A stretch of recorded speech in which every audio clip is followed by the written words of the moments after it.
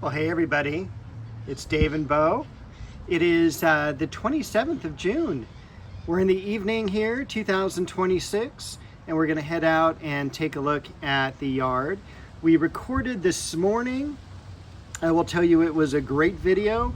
Unfortunately, the people next door are building a gazebo, and all that you heard over my talking was hammers and saws and nail guns and things like that, so I had to scrap it. So this is our second attempt, but Bo said it was okay, and we're gonna go ahead and cruise around the yard. We'll show you all the things we did this week. All right, first off, look how beautiful the mandevilla is. This is in full southern exposure. It does get plenty of water, and it is just doing wonderfully. And I think it is getting, of course, a little bit of afternoon shade from the umbrella here. So this week, the main thing I did was I mulched this entire area around the patio. So a few weeks ago, I cut back the society garlic. I got all the weeds out. I added some more mulch, pruned back the false heather, the kufia over here. And also a few days ago, I did it to this side as well. This was also pruned back. So all the society garlic, because I did the other side as well just a couple days ago, that is all done. And I went ahead and mulched everything. Took about 7 bags of mulch. So that is about 14 cubic feet of cedar shavings. A little on the expensive side, but you know, it looks absolutely beautiful. And I did add 1 extra light as well around the patio, so it does have these nice, wonderful lights. Also, over here, I planted the double flowering mandevilla here. I figured there would be enough shade for it. I am a little concerned about the reflective heat off of the building, but it is underneath the tree rows. We've got the eugenia next to it. It is shaded in the afternoon by the crepe myrtle and sweet shade trees. If worse comes to worse, I can always put a piece of shade cloth over it. And we're about 9 days out from any really intense heat. So there is plenty of time still for that to get accustomed to it. If it does start to sunburn, I'll cover it immediately. I pruned back also the daylilies, got rid of all the flower stalks. They were spent. Bo is absolutely loving her catmint down here. That is her favorite place. She says, thank you very much. I planted the dianthus that were in 6-packs over here. And it's, even though it's been a couple of months, look at the blooms on the angelonia still. There are still so many blooms yet to go on those. So I'm really happy with those. I stepped on the one in the back. That's my fault. Broke a couple branches, but it was primarily because I was pruning the eugenia. So the eugenia is back, pruned really nicely. Wanted to make sure it was pruned away from the air conditioning unit and also the back wall too. The lovely geranium, the cranesbill, look how wonderful that's been doing. That kind of needs to be cut back a little bit. Also, look at that. Again, I'm kind of at a loss for what this is. It is not dichondra. I know a lot of people go, that's dichondra. This is very similar, just a green ground cover. I want to say it's related botanically to Lippia, but I'm not 100% sure. That is a Chamaecyparis, and I love the gold on the edges. In the background here, we do have the Weigelia, and then the Heuchera family, the Simicifuga, I believe is the way you pronounce that. Some beautiful Shastas in bloom too over here in front of the Orange Dream Japanese maple. And this one is Acer aconatafolium, or in Japanese, Mai Kujaku, which means dancing peacock. Look how beautiful the foliage is. I just think it's so cool. All right, Bo, where should we go? No, let's go the other way. So over here, we have Japanese maple Osakazuki. In the background, we've got Geisha Gone Wild. We've got some bearded iris that need to be planted because I want to buy more. And let's use this one here. This is a flower called Tree.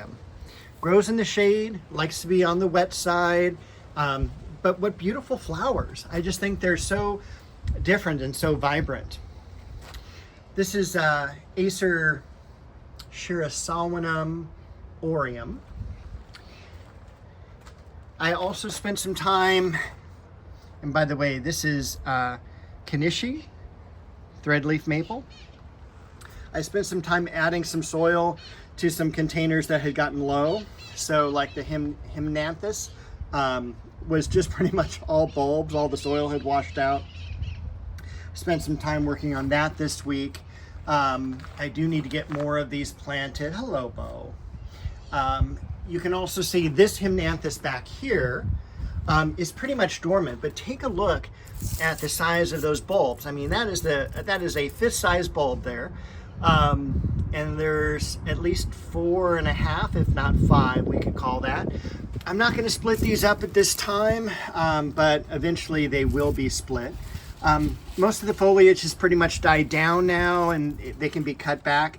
This will bloom. It goes dormant right now. We're at the end of June, so probably dormant for about 6 weeks. Then the flower stalk will come up. Beautiful red flowers. That's why it's called blood lily. And then after that, the foliage will come back, and we'll put it back in the yard in the fall, which is hard to believe. Like, we're already talking about summer being over, and it's only at the end of June. Come on, Bo. Come on. Let's go outside. Backyard. Come on. I don't want her going over the fence into the front yard. She does like to play that game quite often. I finished this week as well. The sphagnum moss in the with the geraniums here. I got some more sphagnum moss. I did have a little bit of extra moss. Normally, and especially for geraniums, I normally wouldn't keep all the moss on top either. That's going to keep things very, very wet here. And geraniums generally like it on the dry side, but I didn't have anywhere extra for the moss, and I'm just like, I'll just do it. If I need to use the moss somewhere else, I will. Or if these start to get too yellowed, I'll go ahead and remove some of the moss as well. But who knows, maybe some of the birds will take it as well for their nests. Take a look at that beautiful Dahlia. It did get fertilized a little bit, so you can see kind of all the new green growth coming out. And take a look at all of those cool rabbit's foots. I guess that would be rabbit feet. That's what they look like. They're kind of creepy sometimes, but they are just a really cool plant. I have more on the ground here, which you'll be able to see more when I do more weeding. A few blooms left on the Alstroemeria, the gigantic columbine, and back here, the heliotrope. Acer Shirasawanum Jordan is right here. Variegated geranium, scented geranium in the back. Some yarrow blossoms. Here is the very famous and highly requested to see, the Shishigashira Japanese maple. It is one of the older maples, varieties from the 1700s. It was transplanted this past year. And it looks like it's done pretty well with the transplanting. You can barely see it with all the sea of Shasta daisies, and those have done great. What else has done great is this New Guinea impatient. This was a single 4-inch container last year, and it's just done wonderfully. We've got some blooms getting ready to open. I was hoping they'd be open today on the plumeria. It did not bloom last year. But take a look at this rose over here. Isn't that stunning? This is one of the roses I got from Antique Rose Emporium, a great mail order nursery, so always consider them for your rose needs. They do not sponsor any part of this program. I just have had really good luck with them. I think they have a really nice website. They ship out product quickly and really nicely, so I can't complain. Over here you can see I did cut more of the daylilies back. I did a lot of weeding back here. This is penguin pine, Pinus sylvestris penguin. And then we've got some gardenias. They did do some blooms this year. And another Japanese maple that was hidden because over here the heliotropium, which I just cut back, had been massive. You can kind of see I did cut back a lot of the ivy. This is how bad it's gotten. I mean, it's just gigantic. But I wanted to cut it back to the fence because, you know, no one wants rats or mice or lizards or anything like that. So I gave it a good haircut. It's right to the fence, which is how I wanted it. And then we've got this beautiful heliotropium in the back. I was able to prune back also the pittosporum on either side. I believe this variety is Tenuifolium variegatum. And then I also pruned a little bit on the Japanese maple here, the bloodgood, to give us a pathway through here. So the pathway eventually is going to go right around here and right back out the other way. So it's going to be a really cool pathway where we can circle around the Jedlo orange. Look how stunning that one is as well. Speaking of stunning, there's Bo. I just got a bag of grill mulch. You know, there's certain smells that you remember from being a kid. And when I first started doing vegetable gardening and everything, it was grill mulch. We used grill mulch and peat moss. And I just love the smell of that still to this day. I don't even know how many bags of grill mulch I've sold over the years. And the cantaloupe is doing great. Over here, the watermelon, let's take a look at it. It's about the size of a baseball. A lot of cherry tomatoes. These should turn black when they're ripe. It looks like I do need to fertilize here. The squash, they did okay, and then they stopped. Some very funky looking cucumbers here. These are Japanese varieties. More tomatoes in the background that are setting, but you can see how kind of yellowish they are. Probably, I hate to say a little too much water, but I'm thinking right now especially it's really about the lack of fertilizer in this area. So I'll give them a little bit extra fertilizer. Over here, I'll go ahead and harvest that pepper. The Roma tomatoes.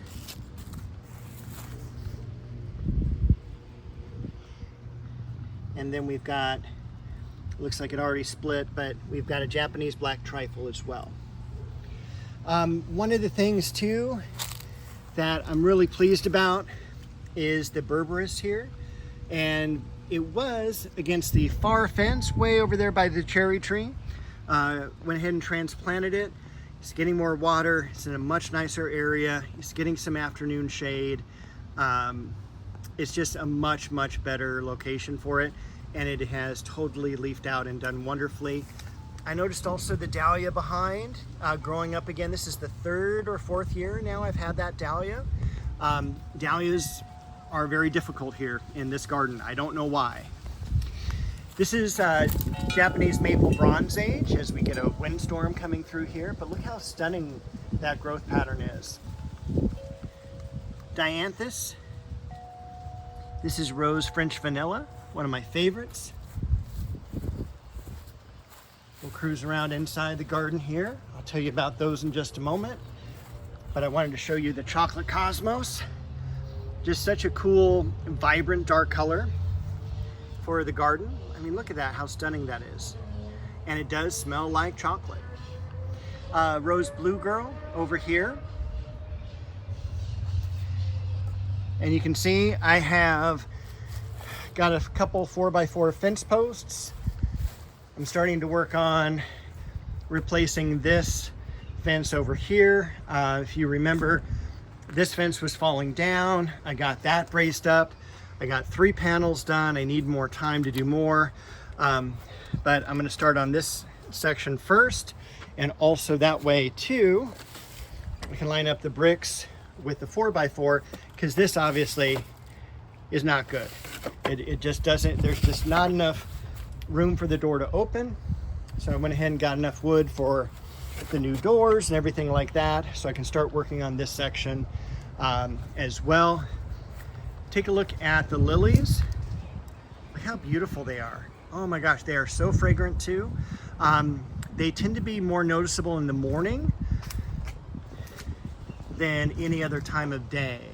And I'm kind of sad that they hang down a little bit compared to being more outward, I guess. So the color, you know, when you're walking through, you don't see. You kind of have to lean down to see the beautiful colors there. We've got the multi-grafted plum tree is looking great. Sweet pea shrub. This is another of the lilies, but it doesn't really come out as a normal, what you would consider lily-like flower. It's just kind of these individual petals by themselves. We've also got these as well, coming into bloom. And there's so many of them. I mean, look at all these stalks. 1, 2, 3, 4, 5, 6. So we've got at least 6 bulbs in the ground, each gonna have 5 blooms. So you got about 30 blooms in all for this section. The dogwood looking good in the back. Again, we've passed the solstice by about a week, and we've got at least another week and a half of average weather without it getting too hot. Once it gets hot, I will cover that up. And then over here, Indian summer, red dragon over there in more of a shaded area, flowering apricot, and as I kind of showed you earlier in the video, I pruned that last society garlic. So that's done. The garlic smell's done for the year. So I think I'll just leave you with this for now. We're already at, oh my gosh, 17 minutes. Have a wonderful week, everybody. Happy gardening.